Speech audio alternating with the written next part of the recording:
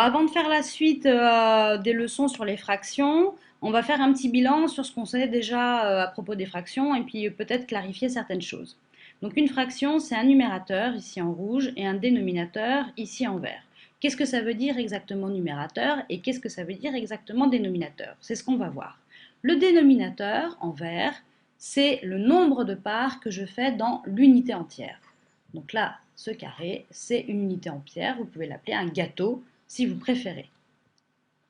Donc là, j'ai 4. Ça veut dire que mon unité est séparée et partagée en 4. Je prends mon petit crayon et je vais tracer 4 parts égales.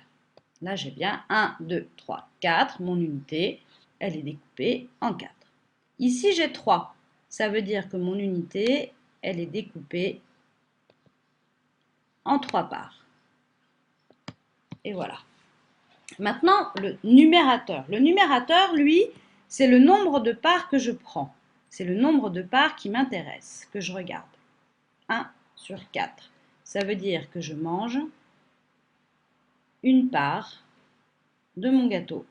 Je prends une part de mon gâteau sur les 1, 2, 3, 4 qui existent. J'ai bien pris une part sur 4. Ici, j'ai 2 tiers.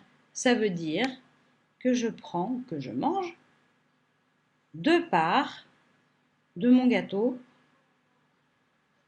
sur les 3 parts qui existent.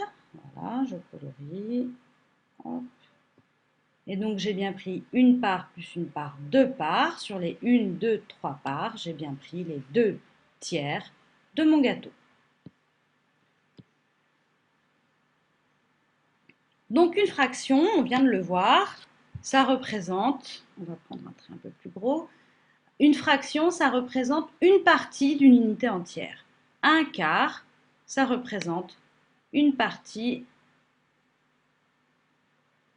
de l'unité.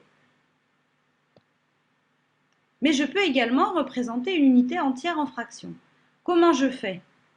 Là, 4 quarts, ça veut dire que sur les 1, 2, 3, 4 parts qui existent, j'en prends 4.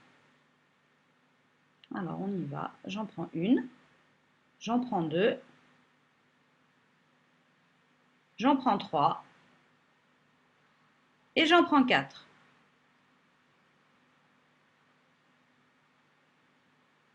Qu'est-ce que je constate? Que toute mon unité est coloriée. J'ai bien pris les 4 parts qui existaient. Donc, 4 quarts est égal à une unité. Je peux représenter les fractions de différentes façons. En écriture, avec des chiffres, et je peux aussi faire des schémas. Donc, mon premier schéma ici, c'est le quadrillage. Voilà, je représente un quart. Je prends une part sur les 4. Je peux aussi représenter sous la forme de disque. Quelquefois, en classe, vous m'avez entendu parler de camembert aussi, notamment en géographie et en sciences. Et bien là, j'ai bien pris une part sur les 4 parts de mon disque. Je peux aussi faire sous forme de bande.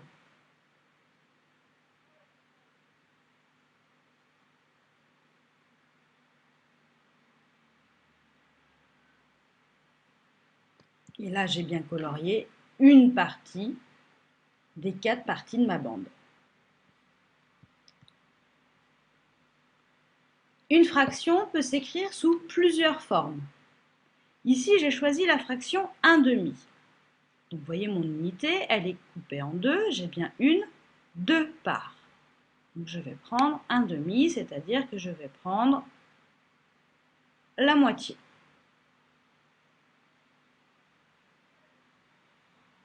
Voilà, je colorie la moitié de mon unité. Et j'ai bien 1 sur 2. 1 sur les deux, j'ai bien 1/2, j'ai bien la moitié. Rien ne m'empêche, une fois que j'ai fait ça, de me dire, ben finalement, je vais recouper. Voilà. Et maintenant, combien est-ce que j'ai de parts? Eh bien, j'en ai 4. 1, 2, 3, 4. Donc là,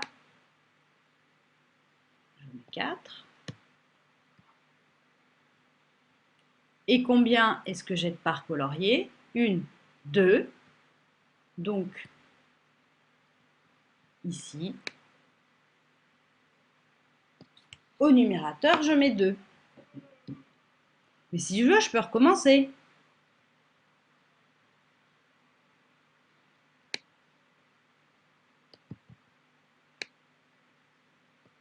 Combien est-ce que j'ai de parts maintenant? J'en ai 1, 2, 3, 4, 5, 6, 7, 8. Donc ici, je mets un 8. Et combien représente ma partie coloriée? 1, 2, 3, 4.